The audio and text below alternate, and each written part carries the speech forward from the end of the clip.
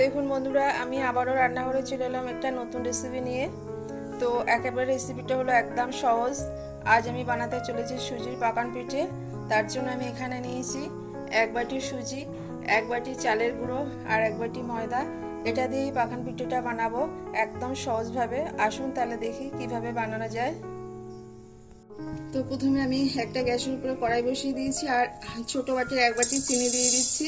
এই চিনি দিয়ে আমি একটু ক্যারামেল বানিয়ে নেব আর অল্প একটু জল দিয়ে দিচ্ছি।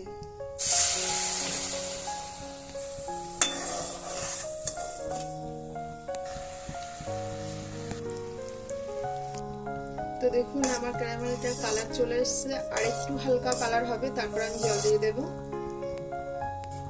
আমার রেডি হয়ে গেছে, আমি জল দিয়ে দিচ্ছি একটু।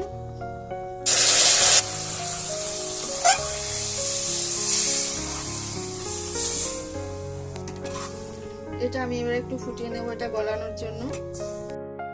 তো দেখুন বন্ধুরা, আমি ক্যারামেলটা জল দিয়ে এভাবে ফুটিয়ে নিয়েছি, তারপর একটা গামলা ঢেলে নিলাম।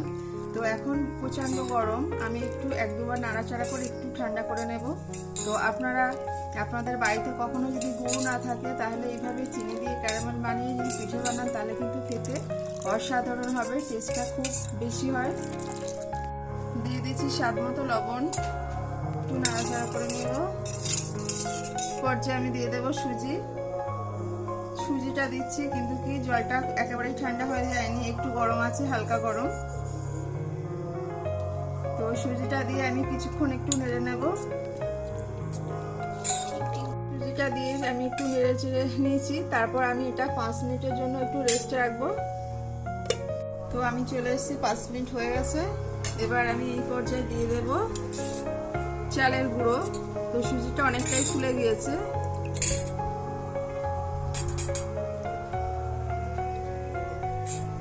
তো চালের গুঁড়োটা দিয়ে একটু নেড়ে নেব।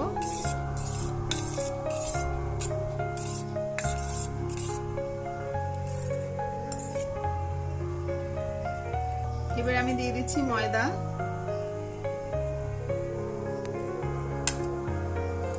একবারে বেশি দিলাম না, আমি আগে এটা মেখে দেখব আমার ব্যাটারটা কেমন হয়, সেই অনুযায়ী ময়দাটা দেব।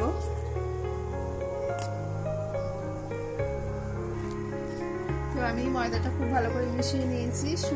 সুজি, ময়দা আর চালের গুঁড়ো একসঙ্গে খুব ভালো করে মিশে গিয়েছে।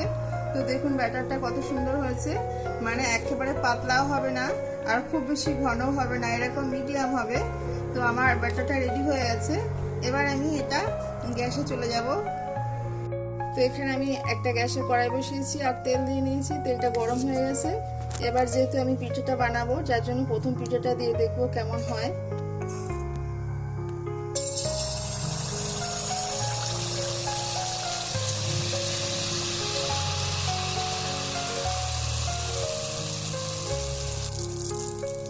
তো দেখুন প্রথম পিঠেটা দিয়েছি, তো কত সুন্দর ফুলে উঠেছে, একেবারে ফুলকো হয়ে গিয়েছে।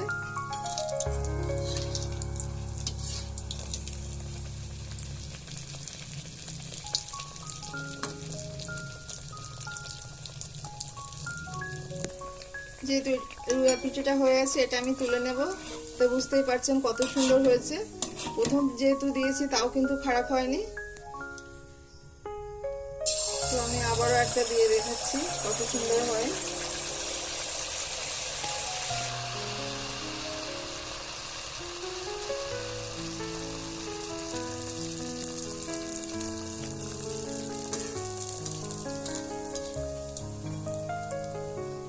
বুঝতেই পারছেন আমার পিঠেগুলো কত সুন্দর হয়েছে।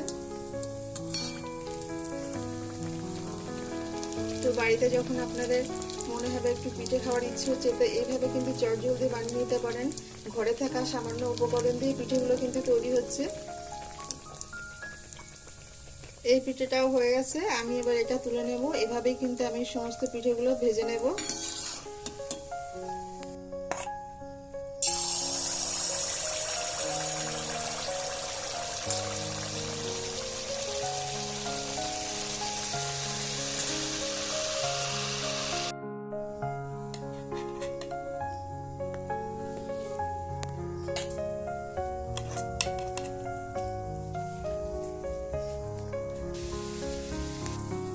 তো তো দেখুন বন্ধুরা, কত সুন্দর মানে পিঠে করে নিলাম কত শর্ট টাইমে, বুঝতেই তো পারছেন। আর পিঠেগুলো কত সুন্দর হয়েছে সেটা তো বুঝতেই পারছেন।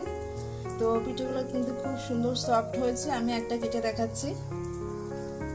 এই দেখুন কত সুন্দর সফট হয়েছে, আর ভিতরে কত সুন্দর জালি জালি হয়ে গেছে। তো খুব সুন্দর পিঠে হয়েছে। তো আপনাদের কেমন লেগেছে আমার পিঠে বানানোটা অবশ্যই কমেন্ট করে জানাবেন, আর ভালো লাগলে একটি লাইক দিয়ে দেবেন, পাশে থাকবেন।